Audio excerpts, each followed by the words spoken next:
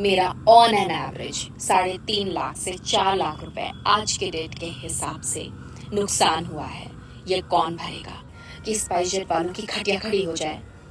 अब मुझसे बर्दाश्त नहीं हो रहा है। नमस्ते दोस्तों, आज ये वीडियो कोई नॉर्मल वीडियो नहीं है। आज ये वीडियो मैं बना रही हूँ आपकी हेल्प के लिए। मुझे आपकी हेल्प चाहिए। दिवाली के दिन मैं ट्रैवल कर रही थी मुंबई से गोरखपुर। अक्सर करती रहती हूँ, यहाँ मेरा ससुराल है तो मैं आती रहती हूँ और मुंबई में मैं काम करती हूँ, मुंबई में मैं रहती हूँ। तो अक्सर त्योहारों पर या जब भी ज़रूरत पड़ी मैं आती रहती हूँ। फ़्लाइट से मुझे आना था। मैं मुंबई से गोरखपुर स्पाइस जेट की फ़्लाइट SG-196 ली। मुझे भरोसा बहुत है या था फ़्लाइट्स पर कि बहुत सेफली पहुंचा देता है। आपके साथ एक छोटा बेबी अगर है तब तो बहुत ही अच्छा होता है।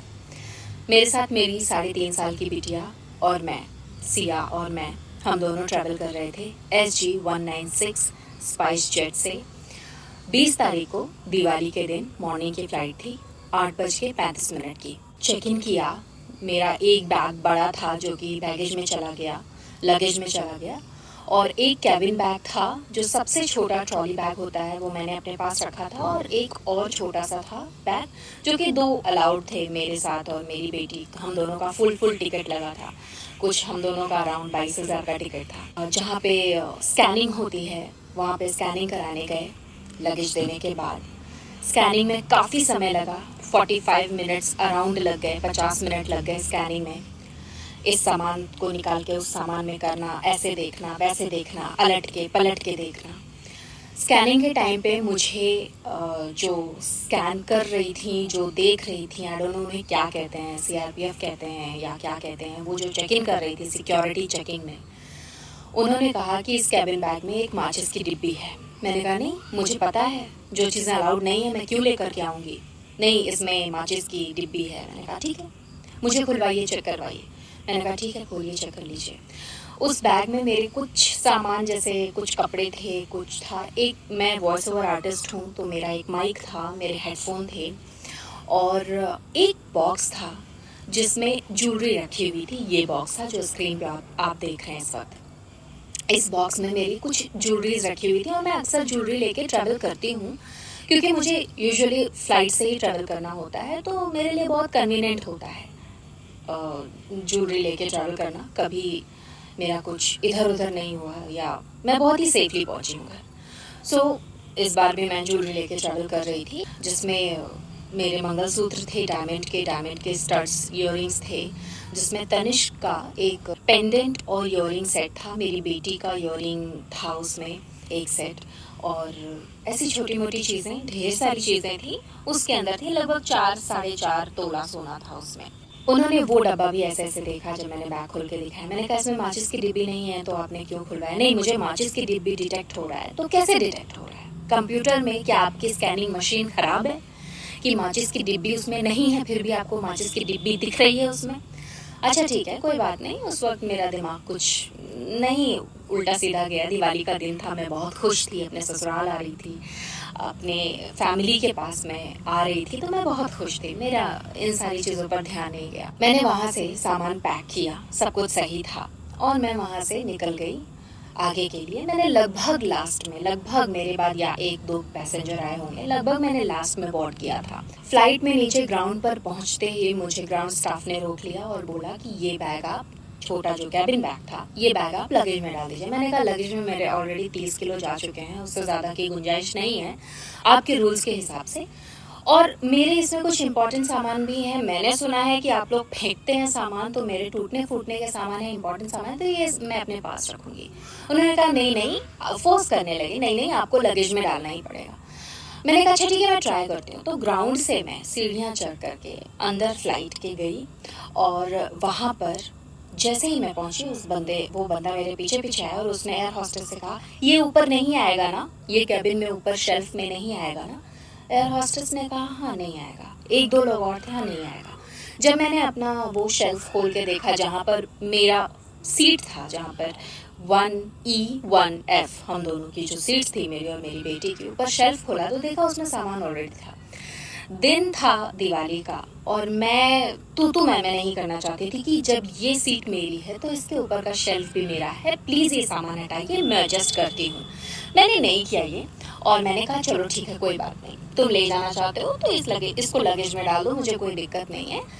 तो बस रुको, मैं इसमें से सामान निकाल लेती। तो मैंने मेरा माइक निकाला, कंडेंसर माइक काफ़ी सेंसिटिव होता है, डेलिकेट होता है, तो वो टूट फूट सकता है। तो मैंने वो निकाल लिया, उसके साथ हेडफोन निकाल लिया, उसके साथ एक छोटा सा उसमें फूड बैग था, वो निकाल के उसमें सब डाल लिया। और मेरे ध्यान में नहीं रहा कि मैंने इसमें ज्वेलरी बॉक्स भी रखा था। वो ग्राउंड स्टाफ पीछे से ज्वेलरी बॉक्स देख रहा था, उसने देख लिया और मैंने उसे बैग बंद करके थमा दिया। जैसे उस स्पाइस जेट के ग्राउंड स्टाफ ने बहुत अच्छे से देखा कि वो ज्वेलरी बॉक्स किस जगह पर प्लेस्ड है और मैंने चेन बंद करके उसे दे दी। कोई लॉक नहीं था, कुछ भी नहीं था। वो लेके गया, वो बंदा नीचे पहुंचा है, उसने मेरे बैग के साथ छेड़खानी की, उसने मेरे बैग का चेन खोला, उसमें से वो बॉक्स निकाला, बॉक्स में से जो गोल्ड की पीसेस थी, जो ऐसी पीसेस थी उन्हें निकाला और निकाल करके अपने पास रख लिया। अराउंड 4 तोला सोना, 4.5 तोला सोना उसमें उस डब्बे में रखा हुआ था। उसने निकाला, जितना गोल्ड था, अराउंड मेरा 3 तोला सोना उसने निकाल लिया और निकाल करके वो बॉक्स उसमें रख दिया। वापस मैं गोरखपुर पहुंची, मैंने बैग अपना लिया, मैं अपने घर पहुंची जहाँ पे मैं वीडियो शूट कर रही हूँ। यहाँ पर पहुँचने के बाद रात में दिवाली की सारी मैंने तैयारियाँ की। मैं अकेली थी, मुझे सजावट भी करनी थी घर की, मुझे बहुत कुछ करना था, तो सारी चीज़ों में मैं बिजी थी। जब मुझे रात में तैयार होना था तो मैंने वो बैग खोला और रात में मतलब 8:30 बजे के लगभग मैंने बैग खोला और मैंने वो बॉक्स निकाला और उस बॉक्स में सामान नहीं था। उस बॉक्स में थे, एक मेरा मंगलसूत्र था डायमंड का, एक मेरे स्टड्स थे मंगलसूत्र के साथ ही, ईयररिंग्स थे इतने बड़े बड़े। उसमें से एक पीस था, एक पीस वो भी नहीं था। तो उसमें से गायब क्या क्या था? मेरा पेंडेंट और ईयररिंग सेट काफ़ी हैवी बड़ा था एंड तनिष्क का था। तो उसमें तनिष्क में हम क्योंकि हमें क्वालिटी और प्योरिटी इतनी अच्छी मिलती है कि हम उसमें एक्स्ट्रा पैसा डालते हैं उनके मेकिंग के लिए, उनके क्वालिटी के लिए, उनके प्योरिटी के लिए। वो था एंड मेरी बच्ची का 2 ईयररिंग का सेट था, इतना बड़ा बड़ा, एंड देन मेरा एक डायमंड का ईयररिंग था। इतनी चीज़ें मेरी उसमें से गायब थी। मैंने अपने फ़ोन किया मुंबई में जहाँ से मैं चली थी कि एक बार देखो वहाँ तो नहीं रह गया। उन्होंने देखा, उन्होंने कहा नहीं, यहाँ नहीं है। जहाँ पर मैं पैकिंग कर रही थी मुंबई में, वहाँ पर कैमरा लगा हुआ था। हमने हमारी बच्ची के लिए कैमरा रखा था कि हम उस पर नज़र रख सकें। उस कैमरे में सब कुछ रिकॉर्ड हुआ, जो जब मैंने जैसे जैसे पैकिंग की है, जैसे जैसे रखा और मैंने वो सारी ज्वेलरीज उस बैग में, उस बॉक्स में, ट्रांसपेरेंट डिब्बे में रखी थी और गायब उसमें से। घर पहुंची, उस दिवाली का दिन था, ऑफ कोर्स तुरंत हमारा दिमाग काम नहीं करेगा कि क्या करें क्या नहीं करें। मैंने एक दिन का टाइम लिया, मैंने दूसरे दिन पूरे दिन मैंने मेरा बैग चेक किया, सारे कपड़े चेक किए, पूरा बैग फाड़ फाड़ के मैंने चेक किया, क्या पता गिर गया उसमें, क्या पता क्या हुआ, नहीं मिला। उसके सेकेंड डे मैंने स्पाइस जेट में कॉल करके कंप्लेन की। मतलब आज 20 था, 20 को तो रात में मैं पहुंची, मैंने चेक किया, 21 मैंने खुद के पास चेक किया और 22 को मॉर्निंग में मैंने कंप्लेन की स्पाइस जेट में। वहाँ पे कंप्लेन दर्ज हुई, उन्होंने कहा कि मैं 24 घंटे में आपको रिवर्ट बैक करूँगा। अब तक कोई रिप्लाई नहीं आया है।